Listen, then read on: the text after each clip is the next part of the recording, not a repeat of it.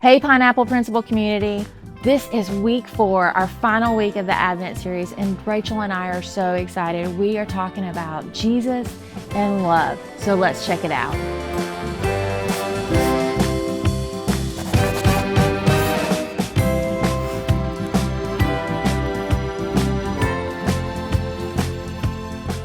This is my command. Love one another as I have loved you. No one has greater love than this, to lay down his life for his friends. You are my friends if you do what I commanded you. I do not call you servants anymore, because a servant doesn't know what his master is doing. I have called you friends, because I have made known to you everything I have heard from my Father. You did not choose me, but I chose you.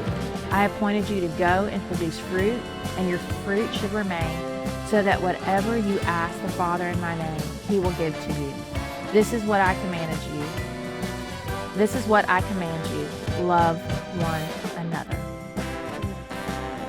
And we're on our last little week of Advent, and week 4 is about love. And of course, we want to talk about, out of our Advent story, who's more perfect for love out of that story, but the baby Jesus. And I didn't use a scripture this time from the nativity story, from the birth story of Jesus, because I love John. I think it was my dad's favorite book of the Bible, so I kind of go to John a lot when I want to read about Jesus. But I felt like this was perfect because it reminded me of, and I've talked about this before on the podcast, but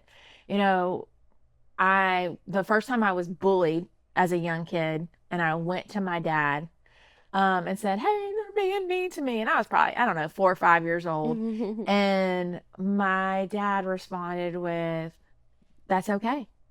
Like, you need to be friends with everyone. You need to just be everyone's friend." And so as a young girl, that stuck with me. Yeah. Like, then I felt like I had to be friends with everyone. And I joke all the time that I can make friends with the doorknob because it's easy for me to make friends.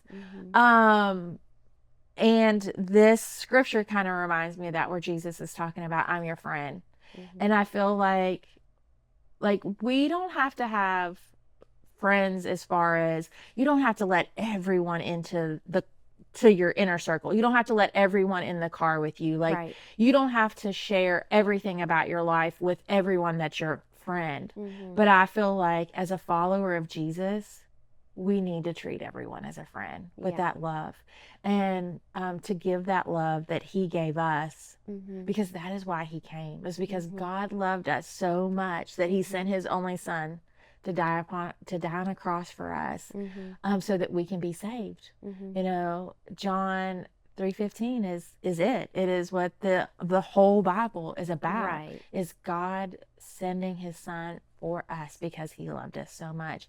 And so I feel like when we have a relationship with him, then that we have to treat everyone as a friend. We have to love everyone. Sometimes it's hard. You don't like people, like I said, week 1, or week 2, loving your kids, but sometimes you don't like them because the way they're acting. And that's how it is with people. Right. Like, sometimes it bothers you, but I feel like we should still always show love, because that is what God commanded us to do. It's what Jesus told us we needed to do. So that's how I feel about love, that we need to, like that's the theme around here at Pineapple Principal. We love like Jesus. So when I say love like Jesus, what does that make Rachel think of? Wow, I don't know that I could send my son to die for humanity. That's so selfless. I think when I think of love, I think of love as an action. So someone that says that they love you, how are they behaving towards you? Are they forgiving? Are they selfless? Or are they self-centered? Do they hold a grudge for a while? Are they mean to you most of the time? Sometimes we have our moments. So I think of it as an action. I think of it also as a choice. God doesn't make us love him, and he loves us. But I think what's wonderful is that we have free will, Mm-hmm. and we get to choose who we love. And I think that empowers us to feel ownership over our actions and our decisions. And it's the same for, our families and our friends. So it is our choice to love those who persecute us, or in this case, to love those who bully us. Mm-hmm. It is our choice to love that family member that did X, Y, or Z to you. And I think the choice that Jesus made for us, it will always be unmatched. But I think within the context of the world that we live in now, and in the way that humankind is now, there's so much we can do to show those around us that we love them, that we care for them, and that we love like Jesus. And I think also sometimes when we don't feel like that's authentic, or, I may come off like disingenuine, we can ask God to pour love within us, Mm-hmm. because God doesn't just give us love, like God is love. Mm-hmm. So, I mean, there's just so many ways and so many. Love just it overcomes all. So there's so much to talk about there. It does. I like that you described it as an action. Mm-hmm. Because I think we do have to, with love, we do have to learn to be patient. Mm-hmm. We have to learn to be kind. Mm-hmm. We have to learn to be helpful. We have to learn to forgive. Because life is hard. We've talked about that the last few weeks. Life is hard. People are hard. Mm-hmm. But having that love and letting our actions reflect that truly shows people the love of Jesus, especially those that are around us every day that don't know him, that don't know his love. I've always said actions speak louder than words. That is something that I feel is so true. And I feel like how we act, how we treat people, even in just the day to day, helps. That action shows Absolutely. his love that he has for us. I mean, Jesus came as this little bitty baby that we've talked about, that bundle of joy, knowing he knowing that he was going to have to give his life for us. That was the plan all along. That was the plan from way back in the garden.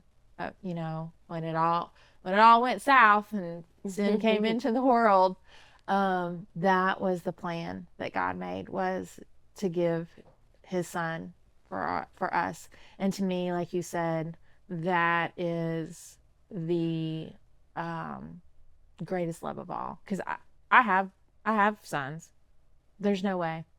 There's no way I could do it. I'd be like, sorry. Send somebody else. Send somebody else. Pick somebody else.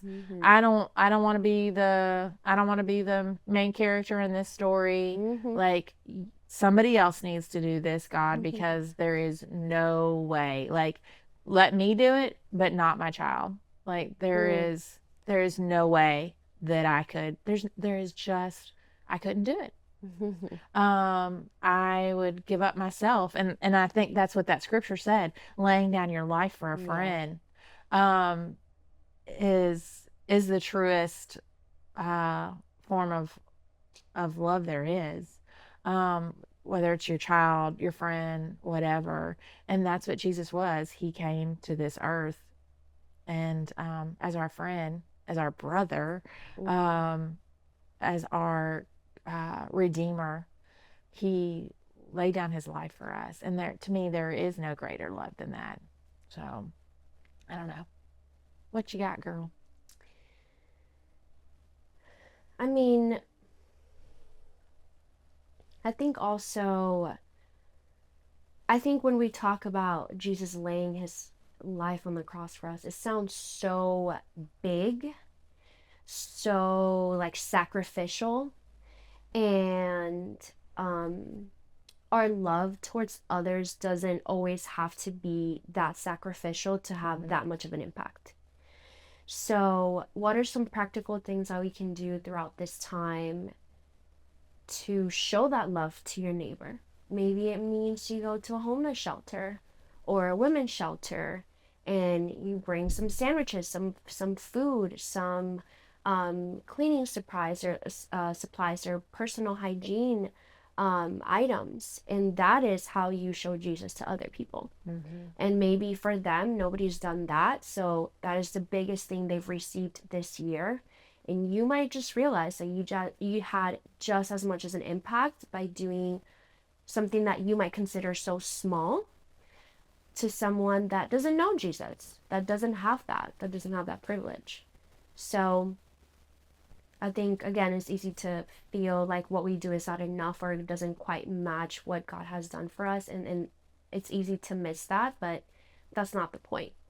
Um, Jesus did something for us that we will never be able to repay, and I think that is the point. So we can't boast, and you know it's not by what we do, right? Right. It's through faith by grace. Sorry, did I say the other way around? Through faith. You said through faith. I don't even remember what you said now. Faith Yeah, and grace. okay, it's okay. You can just erase that if I said it wrong. Okay. So, thinking about other ways that we can show that love. And I think I should mention also that love within ourselves and to ourselves is easy to sometimes love on others, and we kind of miss out on the love that we should have for ourselves. So maybe throughout this time, it means that you spend some time with your girlfriends, or you spend some time just doing what you really like to do, and you kind of just pour into yourself by doing things that you enjoy. And I don't know. I think spending some time alone with Jesus. Okay. Like, I think, spending some time alone with him is always a great way to love on Refuel. yourself and refill and get ready for whatever is coming next in the season and the week and the time. But you were basically talking about acts of service and made me think about like the different love languages that are Yeah. out there. And I think we can, especially as as a teen girl, like it would have been hard for me unless my parents took me to go to a homeless Right. shelter or to do that with, someone else. But I think too that we can just show those love languages in our words. I am a words of affirmation girl. So like it's okay to like tell your parents that you love them. Tell your grandparents or your friends. Just sometimes just saying it can change someone's day. Not just and even in acts of service. I'm thinking as a teenage girl, one of the things I hated to do the most was to wash the dishes. Same. Like I refuse to do them. My husband has to do them. Like till this day. Yes. But if you went one day, if you knew Michael had a bad day but he came home and the dishes were done, like that would be a big act of service on your part towards him since he's the one who does the dishes. That would be a sacrifice for you. Yes. Because it's something you don't like to do. And I think sometimes we even have to think about the little things in life. Saying I love you, cleaning your room, doing the dishes, those acts of service towards your parents can go a long way. Because really they're not the enemy. And I know with the things that I went through even as a teen girl, I felt like there were times I felt like my mom and my stepmom both, they were the enemy. They were the people that were hurting me the most at that time. But I still needed to show them love. And I still needed to show them kindness. And that was because I had the love of Jesus in my heart. And sometimes it was hard and it was difficult. But I still, it's called being the bigger person. And sometimes you just gotta be the bigger person and say those say those things and mean them. Yes. You know, even though everything I went through, I still loved them. Mm-hmm. I still cared about them. I didn't want any harm to be done to them. Mm-hmm. So I think sometimes we just have to remember that love for others has to be so much greater than what's going on in that situation. That's a good point. Mm-hmm. In that situation, I think even with, someone bullying you, and I've talked about when I got bullied in high school, I just looked at the girl and it was like I finally had enough, and I just finally got brave enough to look at her and say, I'll pray for you. And it kind of stunned her. Mm-hmm. Like, she didn't know what to think, and she kind of laughed a little bit. But do you know, she never bothered me again. Mm-hmm. She left me alone. So I took that as a huge win, and she was a lot bigger than me. Like, she could have hurt me, but I just took that step of bravery and said, like, it needed to stop. And so I fought that fight with the only thing I knew to do. The only way I knew how to stop it was to say I was going to pray for her, and I did.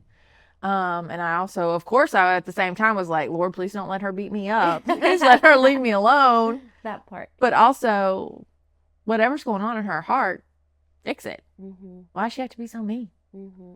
So, but those are the things that I think of when I think of Jesus and love and being, just showing kindness in the world. Mm-hmm. I think we just need to show more kindness, more love. And that's what Jesus is all about. We hope today's show encouraged you and gave you a few aha moments, and most importantly, have you digging deeper in your relationship with Jesus. Make sure to check out the show notes for any scriptures or books we mention. And if you love the podcast, make sure to hit that subscribe button wherever you listen and share it with a friend.